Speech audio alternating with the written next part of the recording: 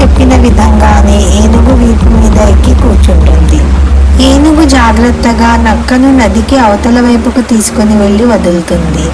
అప్పుడు నక్క తనకు నచ్చినన్ని చేపలను పట్టుకుని తింటూ ఏనుగు పొలంలోనికి వెళ్లి చెరుకుని తీసుకుంటూ ఉండడం గమనిస్తుంది.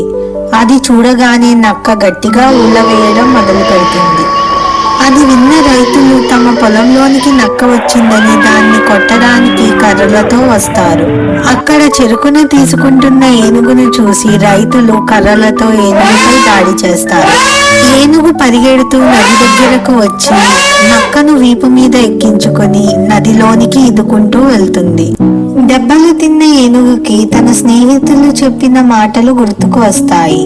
నక్క నిజంగానే మంచిది కాదు, తనని కావాలనే బాధ పెట్టింది అనే విషయం అర్థమవుతుంది. పూర్తి కథ చూడటానికి అమ్మ కథ చెప్పు యూట్యూబ్ ఛానల్ ను సబ్స్క్రైబ్ చేసుకోండి.